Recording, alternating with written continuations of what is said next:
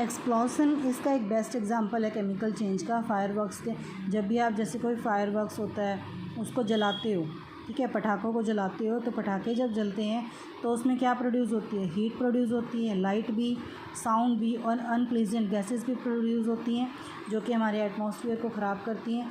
तो एक्सप्लोजन में क्या हुआ है, केमिकल चेंज जिसके अंदर लाइट, हीट, साउंड, गैसेस ये सब चीज़ें प्रोड्यूस हुई हैं, ठीक है। तो ये क्या दिखा रहा है कि जो ये चेंजेस हुए हैं ये इनमें से आपके पास सारे चेंजेस भी हो सकते हैं या फिर एक या दो चेंजेस भी वहाँ पर आपको देखने को मिल सकता है, ठीक है। नेक्स्ट हम करेंगे, इसमें हमारे पास आएगा, नेक्स्ट टॉपिक है हमारे पास रस्टिंग ऑफ आयरन।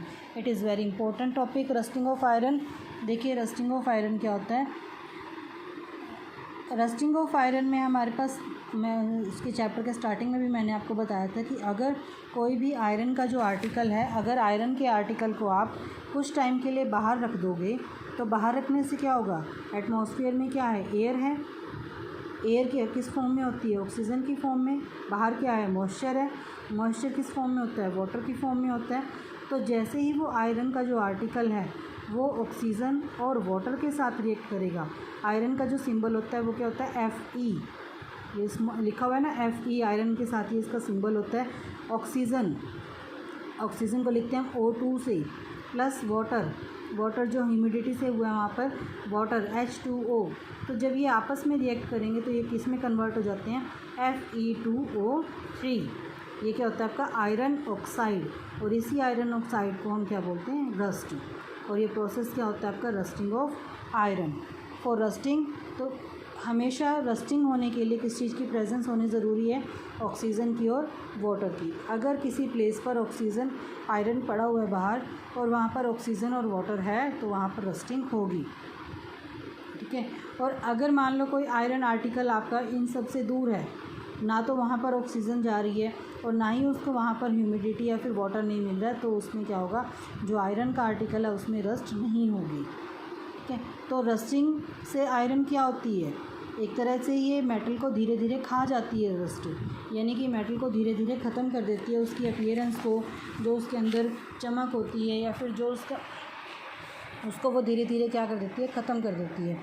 तो उस चीज़ से बचने के लिए हमें क्या करना चाहिए, रस्टिंग ऑफ आयरन से बचने के लिए क्या करना चाहिए, या तो उसके जो आयरन आर्टिकल्स है उसको क्या करेंगे, हम पेंट कर देते हैं।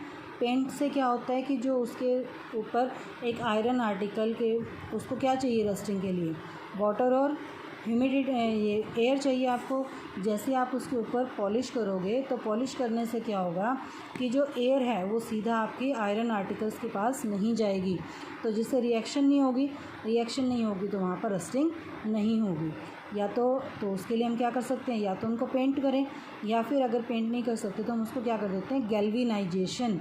गैल्वेनाइजेशन, गैल्वेनाइजेशन क्या होता है कि इस प्रोसेस के अंदर हम आयरन का जो कोई भी चीज़ होती है उसके ऊपर हमें जिंक मेटल होती है, जिंक मेटल की एक लेयर को हम उसके ऊपर लगा देते हैं, और इस प्रोसेस को क्या बोलते हैं, गैल्वेनाइजेशन। तो जैसे आप जिंक की लेयर को आयरन के ऊपर चढ़ाओगे तो उसमें क्या होगा, जो एयर है वो आयरन के तक नहीं जा पाएगी और जिससे आयरन आपकी रस्ट होने से बच जाएगी, ठीक है। नेक्स्ट आपके पास आता है, नेक्स्ट आता है कि दूसरा और कौन सा तरीका है जिससे हम आयरन को रस्टिंग होने से बचा सकते हैं। दूसरा तरीका क्या है कि हम उसको क्या कर देते हैं, उन मेटल्स को हम एलॉय में कन्वर्ट कर देते हैं। एलॉय, एलॉय क्या होते हैं कि जैसे एक मेटल है, ठीक है, आयरन की ही बात करें तो आयरन के अंदर अगर हम दूसरी मेटल या फिर नॉन मेटल्स को मिला दें तो वो किस में कन्वर्ट हो जाते हैं, एलॉय के अंदर, और आपके पास एक नया प्रोडक्ट बन के आता है। जैसे घरों में आपने स्टील देखी है, घरों में सबके घरों में स्टील के बर्तन होते हैं, स्टील देखी हुई है आपने। तो उस स्टील में क्या होता है, स्टील है जो वो एक तरह का एलॉय है। कैसे बनता है वो एलॉय, उसके अंदर जो आयरन है, आयरन के अंदर हम क्रोमियम, निकल, मैंगनीज़, इस तरह की मेटल्स को मिक्स करके हम स्टेनलेस स्टील बनाते हैं, जिससे क्या होता है उसके ऊपर, उसमें रस्ट नहीं लगती। आपने देखा है ना कि जो स्टील के बर्तन होते हैं उनमें कभी भी रस्ट नहीं लगती।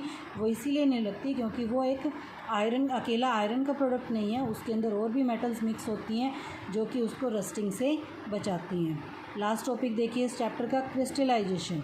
क्रिस्टल, क्रिस्टल्स क्या होते हैं? क्रिस्टल्स आपने नमक, जैसे आप उसको कह सकते हो चीनी, शुगर घरों में होती हैं, शुगर के छोटे छोटे दाने होते हैं, उनको क्या बोलते हैं? हम क्रिस्टल्स बोलते हैं, शुगर क्रिस्टल्स। ठीक है। उसी तरह आपने लास्ट ईयर भी आपने अपने उसमें पढ़ा होगा कि जो सॉल्ट होता है, सॉल्ट कैसे बनाते हैं? इवेपोरेशन ऑफ सी वाटर से। सी वाटर से, समुद्र के पानी में क्या होता है? सॉल्टी वाटर होता है वो। उस पानी को कलेक्ट करते हैं, इवेपोरेट करते हैं, तो आपके पास क्या आता है? सॉल्ट आता है। तो जो सॉल्ट यहाँ पर आ रहा है आपके पास, वो किस में होता है? आपका क्रिस्टल्स की फॉर्म में होता है वो सॉल्ट। वेपर्स होने के बाद वो क्रिस्टल्स की फॉर्म में होता है, बट वो कैसा होता है? आपका इम्प्योर। जो क्रिस्टल्स हैं वहाँ पर, वो कैसे हैं? आपके इम्प्योर क्रिस्टल हैं, उनके अंदर इम्प्योरिटीज़ होती हैं। उन इम्प्योरिटीज़ को दूर करने के लिए, उन प्योर सब्सटेंसेस को दूर करने के लिए उसको फर्दर प्रोसेस करना पड़ता है उस सॉल्ट का। ठीक है। तो आप जब आप उस सॉल्ट को साफ़ करने के लिए एक्टिविटी बताऊंगी मैं कैसे करना है उसको, तो उसके अंदर जो प्रोसेस होता है, आपके पास जो नमक आता है वो बिल्कुल प्योर नमक आता है। ठीक है। तो उसको क्लीन करने के लिए वो प्योर सब्सटेंसेस के अंदर कन्वर्ट हो जाता है। तो जो आपने स्टार्टिंग में देखा वो प्रोसेस, जिस प्रोसेस में आफ्टर इवेपोरेशन आपको सॉल्ट के जो क्रिस्टल्स मिलते हैं, और उसको क्या बोलते हैं? क्रिस्टलाइजेशन। तो डेफिनेशन क्या रहेगी? Large crystal of pure substances can be formed from their solutions. और ये क्रिस्टलाइजेशन प्रोसेस करते कैसे हैं, ये देखिए। इसमें हम क्या करते हैं कि एक बीकर के अंदर हम क्या लेंगे? पानी लेंगे, और उसके अंदर थोड़ा सा डिल्यूट सल्फ्यूरिक एसिड डाल देंगे। आप उसको हीट करोगे। हीट करने के बाद उसके अंदर उसको आप उसके अंदर हम कॉपर सल्फेट का सोल्यूशन पाउडर डालेंगे। कॉपर सल्फेट आपका पाउडर फॉर्म में लेंगे हम।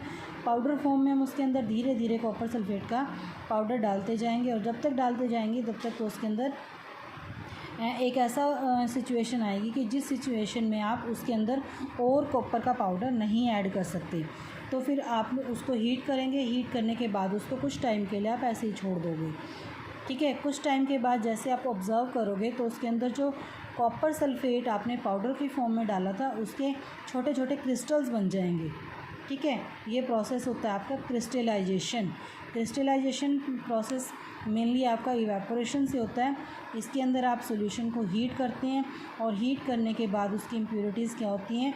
निकल जाती हैं, या फिर नीचे बैठ जाती हैं उसकी इम्प्योरिटीज़, और आपको प्योर क्रिस्टल्स मिलते हैं। ये प्रोसेस क्या होता है? आपका क्रिस्टलाइजेशन। तो ये इसके अंदर हमने क्या क्या डिस्कस किया है टॉपिक?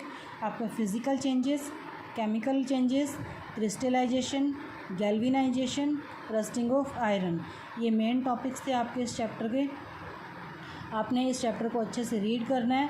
आपने 2 टाइम्स इस चैप्टर को रीड करना है, और अच्छे से हर एक की डेफिनेशन आपने अपनी नोटबुक में लिखनी है।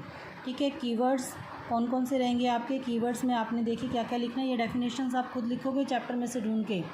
फर्स्ट डेफिनेशन है आपकी केमिकल चेंज, केमिकल रिएक्शन क्या होती हैं, क्रिस्टलाइजेशन क्या होता है, गैल्वेनाइजेशन क्या होता है, फिज़िकल चेंजेस एंड रस्टिंग। ये सभी आप अपनी नोटबुक में लिखेंगे। ठीक है। नेक्स्ट क्वेश्चन के लिए मैं आपको बाद में बताऊंगी क्वेश्चंस कैसे करने हैं आपने इसके। ये कीवर्ड्स आपकी नोटबुक में होने चाहिए। Thank you.